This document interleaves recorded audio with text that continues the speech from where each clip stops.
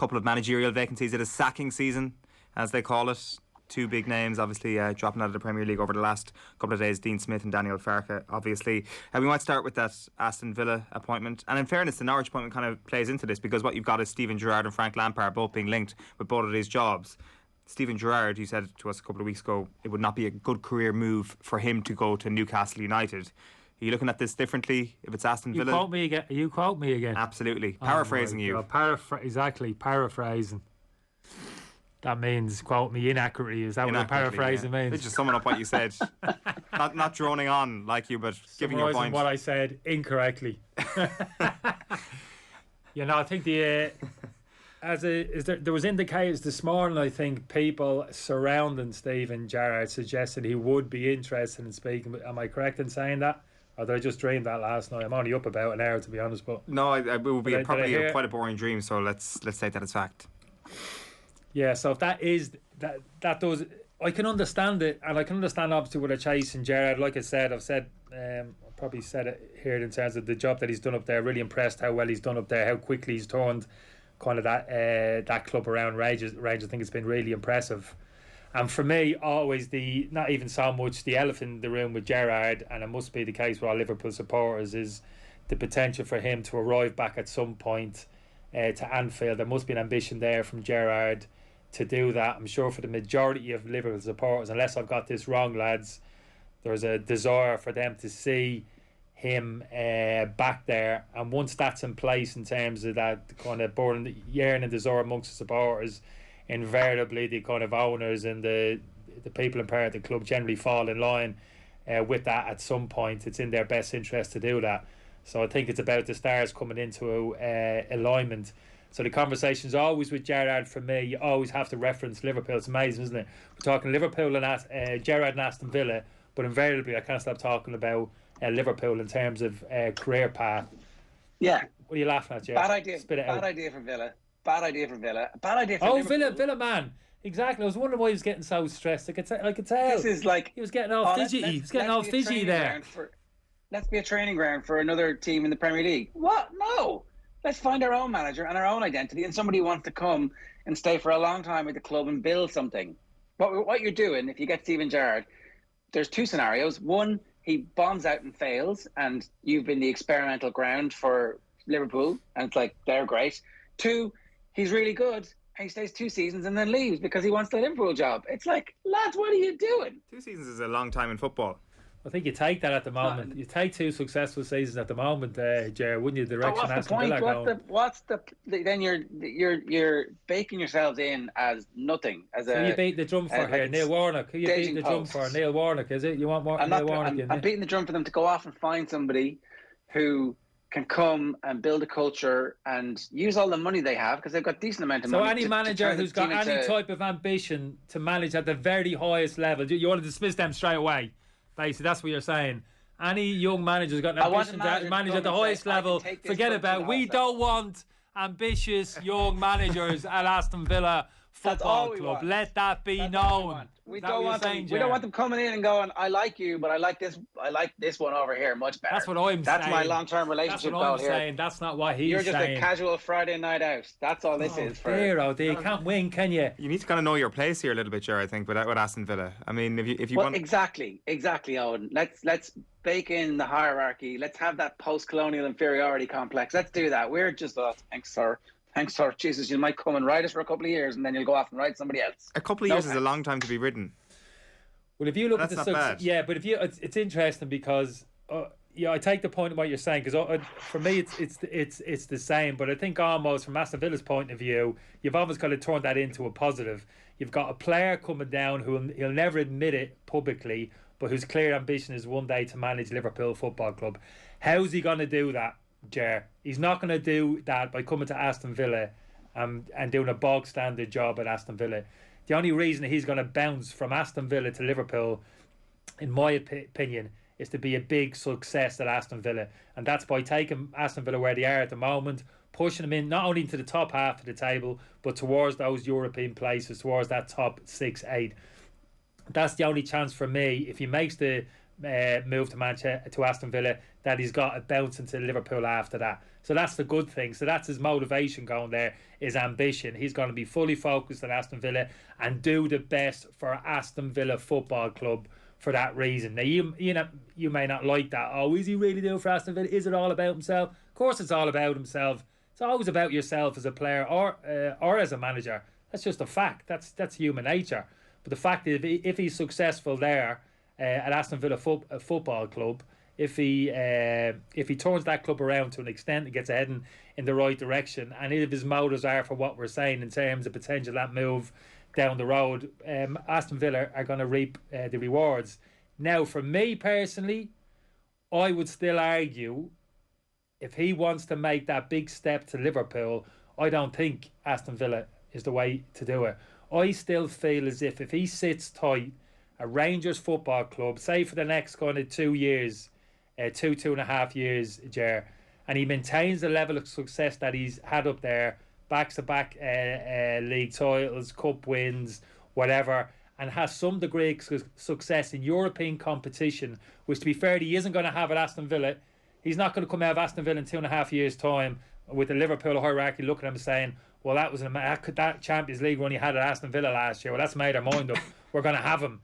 It's not going to happen, Jared, is it? But it could happen at Rangers. It might be a case of, well, getting through that Europa stage, getting to the quarterfinals of the Europa, like, lads, that's amazing. That proves as if that he's capable, his tactical understanding, what's required in European competition. He's proven that at Rangers. He's proven he can win league titles at Rangers. For me, that's still a stronger argument from bouncing to Liverpool from Rangers than it is at Aston Villa, because you know how difficult that is. I'm talking about Aston Villa top 6, top 8. That's not easy, Jared, is it? In 2.5 years, even with even with money behind them, in terms of the quality of opposition there at the moment. You look at the top 6, 7, 8 teams in the Premiership and the backing they have at the moment. Forget about the top 4, Jared. The likes of kind of Leicester City, West Ham, Arsenal look as if they're in a better place now. Arsenal, Spurs are going to trouble. West Ham, exactly. Yeah. Like, it's not easy, Jared. Like, Newcastle, even get to the top of that little mini group. Top half is a good finish almost for Arsenal. Yeah, exactly. Like, now you telling me, you know, Liverpool are going to be looking at Gerrard 2 years. Well, do you know what? 11th place, 12th place, Aston Villa in the Premier League. That's, you know what the money men are like. You know what I mean? Looking at all the stats, all the tick box, and that's not great. And we're taking a mid-table manager here. Don't see the bigger picture, but I think it'd be more impressed with a man who's put back-to-back, maybe 3 league titles in 4 years at Rangers, won a couple of competitions and gone deep into Europe in 1 or 2 occasions. I think that'll appeal to them more, wouldn't it? I think they'll be kind of starstruck by that a little bit, rather than in terms of that kind of relative success which he's enjoying at Aston Villa. So that's a lot of talking there for me. But basically what I'm saying is, from his point of view, I can understand it. Villa are a very great club, Jay. He's coming back into the Premiership. He's a real competitor, Gerrard, isn't he? The opportunity to come back and compete against those teams that we've spoken about. Big hike in terms of wages, money. Oh, he doesn't need money. He's got a load of money. Money's money. We know that. Money will be a factor. He'll have money to spend. He'll back the most exciting and most talked about league in the world. All of that. The Liverpool fans twice a year will get to give him a massive standing ovation. He'll get to. I think that's important. He doesn't get that from anybody in Scotland, you know.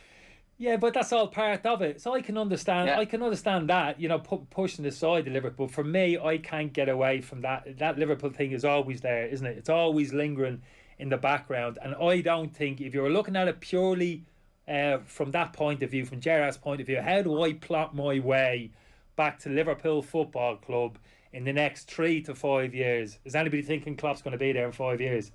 No. Oh. Well, not a chance. No. Ger? No, I think that. I think 3 years, 2-3 years, maybe. Yeah. Fair. Reasonable. Yeah. No, don't overthink it, Ger. Don't overthink it. He might turn into Ferguson. If I was him, it's the best job of all time. I would just be the new Ferguson. Like, you know, it's always going to be a team that's capable of being competitive, and his energy isn't about, you know, I think he could sustain it if he wanted to, but I'm not sure. I think 3 years. I think on balance, no. Yeah. You're right. So I'm thinking, so for me, so a body of work for me, that body of work where he's in the process up at Rangers Football Club, for me that would be sufficient, as long as there was that desire was still there amongst Liverpool supporters, and also to a certain extent at the board, yeah, we would like, and they're looking for an excuse to bring him in. You know, they don't want to be ridiculed by bringing Steven Gerrard in and all people immediately. This is a joke. Oh, what are you bringing this kid in for? He's done nothing. And so they're obviously looking for reasons. And the reasons for me are those league championships up in Scotland, cup competitions, have an impact in Europe. I think that's going to be sufficient, even in 2-3 years' time, to get him a real shot at the Liverpool job. I think he's taking a risk in terms of this job. That's no disrespect to Aston Villa. I think he's taking a calculated risk. It might come off. He might surprise us. Or he might do a Leicester there, propel them up to the top four, do a kind of Brendan Rodgers to an extent. But Aston Villa, in terms of personnel, aren't in the same position that Leicester were in terms of quality of individual players when Rodgers came into the club. So I think it's fascinating, and I'd love to see him come down. I've got to be honest with you. I'd love to like to see him take the job and just see how he does. Watch him up close, Ger. See really how good a manager that he is. Yeah, it's going to be interesting to see how that one plays out. So you would suggest that he stays at Rangers for himself? Or I was trying to convince a Man United supporter last night. Sorry, Owen jumped in. I was trying to convince spin the line last night that Manchester United were seriously looking at Gerrard. What was the response there? As a negative, I wouldn't let it go, to be honest. I was trying to keep a straight face. I was trying to. And the kid was only about 9-10 years of age, to be honest with you, so I didn't want to labour it too much. But grown adults. I didn't want to devastate him too much, but I thought I'd sling that one out there anyway. I thought I'd start the rumour mill on that one. We were having a conversation yesterday with Phil Kenny about Chelsea and about the title contenders in general. I think Ger and Phil were maybe on the same page here that Chelsea's title credentials maybe were a little bit overemphasised at the start of the season, and now we're starting to see a little bit of a chipping away at this air of invincibility, and that if any team is going to go on a big run this season is going to be Manchester City. What have you made of Chelsea's recent stutter? Yeah, I think Jenny, that's all it's been. Yeah, no, I wouldn't agree with that. I wouldn't agree with that from Ger. I understand this to an extent in terms of that little bit of a drop off. But I just think, Gerald, in terms, you look at who's out at the where they are, and actually who's out and who can actually come back into the team, they can get even stronger. Lukaku comes back into that team, they're stronger straight away. Now, he hadn't scored for a couple of games prior to his injury, but they're more a potent threat. They got more goals than when he plays. Pulisic is another player for me. I think at the start of the season, Ger, if you'd have said to me their two most important attacking players when Lukaku came into the club, it would have been Pulisic and Lukaku. I know Mason Mount had a great end to the season, don't get me wrong, but it would have been Pulisic and Lukaku in terms of a title challenge. These two lads are going to be absolutely pivotal. I think people forget how good a player that Pulisic actually is. He literally just hasn't been available so far this season. So those two players coming back into the team, Jay, and getting some significant game time and staying injury free, for me that elevates Chelsea even more so.